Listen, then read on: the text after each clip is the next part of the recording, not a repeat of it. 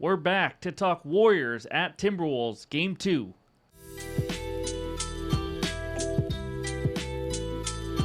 What's going on, everyone? Welcome back in to another episode for Just a Bet Outside. I am your host, Steven, and we got one game. That's right, one playoff game. I just watched the Knicks beat the Celtics. Unbelievable. Home teams are just incapable of winning, apparently, in the second round. But we're going to recap the last 2 days because we weren't able to 2 days ago, but we went 2-2. It is what it is. But we have one more bet in progress right now in that Thunder Nuggets game. But we'll talk about that recap in just a little bit. Quick reminder, MLB Best Bets video will be out after this one, so be sure to check that out. But, of course, any graphics you see are from the app called OUTLIER, the best betting research tool on the market today.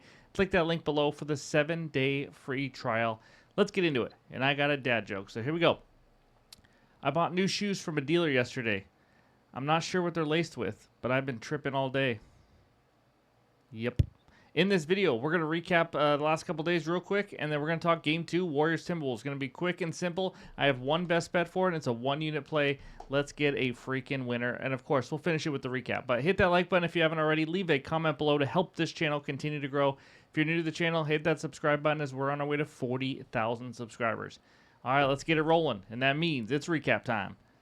All right, there it is, 2-2 the last couple days. Jared Allen under 26.5 PRAs was a horrendous bet. I mean, terrible.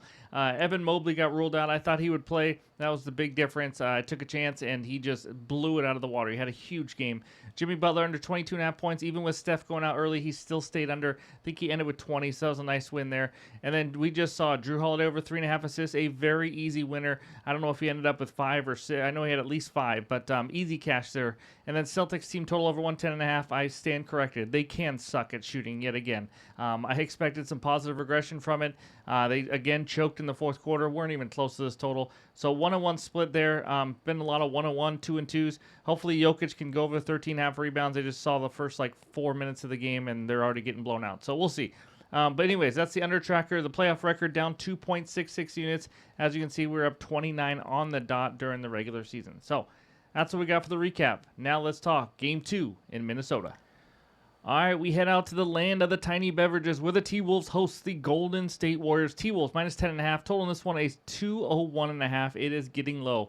Quick preview, T-Wolves have been worse than awful. I mean, they have been horrendous shooting the 3-ball. Game 5 versus the Lakers to clinch it, 7 for 47. Somehow still won. Game 1 versus the Warriors, 5 for 29. They are combined 12 for 76 in the last 2 games. I mean, you can't get worse, right? I mean, you would think that, but who knows? We saw the Celtics throwing up bricks yet again. Big news, obviously, Steph Curry is out for this game, probably out for at least the next couple games. They got the win pretty much without him in Game 1. So, not much on the spread here if I had to pick. Honestly, I kind of want to stay away from it. I don't know if we see a T-Wolves blowout, but the Warriors have been playing the T-Wolves really good all season long, so I would probably lean with the Warriors plus 10.5.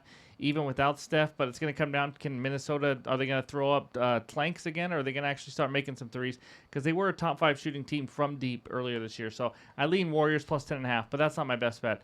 We're going back to a guy that has just broke my heart a lot already, and we're going to try it again. Give me Naz Reid over 12.5 points, minus 102 on FanDuel. This is a one-unit play for me here. Like I said, he's let me down. I mean, he's been in foul trouble, ice cold, you name it. He has had it every time we bet on him. But I'm taking a chance. If you watch Game 1, you know the Warriors had no answer for the big man. I mean, he was getting anything he wanted, whether it was attacking the rim, shooting some threes, it didn't matter. Post was guarding him, Draymond, Kevin Looney, they had no chance. And it's understandable. He's almost 7 feet tall. He can get to the rim. He can shoot threes. He's not an easy matchup, especially when you have a smaller team like the Warriors, and they just don't have anybody who can defend him. So he is going to be a problem this series. Let's just face it. But big minutes also. Played 33.7 minutes in Game 1. Finch preferred him more than Gobert, obviously, because Gobert's minutes were down. I expect more of the same here. He took 14 field goal attempts last game. He was the only guy who can really make shots right now for Minnesota, at least from deep. Big-time volume for a guy just needing 13 points here. Especially for a guy who can knock down threes and get hot. He shot 40% over the season, in the playoffs, he's shooting around just under 50% from deep in the playoffs. So, I mean, you got to love to see that. And like I said, one of the only guys that made threes last game. In games where he's played 28 to 35. So I want to kind of give you a range here. I think 28 is pretty conservative. I think we see right around 30, but maybe up to 33, 34 again. So in games where he's played 28 to 35 minutes, he went over in an insane 17 of 21 games. When he gets the minutes, 12.5 is just too low for him. That's 81%, averaging 17.71 points per game, crushing this line. And now he's got a good matchup, like we said. He's going up against a small Warriors team.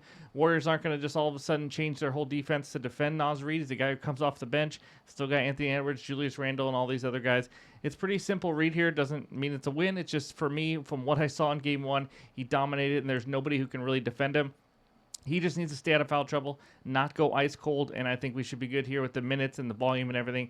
Big weapon for Minnesota off the bench here. So give me Naz over 12.5 points, and that is my first and only best bet. If I have any leans or an added play, of course, I'll put it in the pinned comments below on X and on Discord. So that's all we got. Let's check out the recap. All right, there it is. Just the one best bet. Naz over 12.5 points, minus 102 on FanDuel for the one full unit. Let's get a winner on a Thursday. But thank you guys for watching. As always, I appreciate it. Hit that like button if you haven't already. Hope you guys get some winners on Thursday and have a great one. And we'll talk to you soon.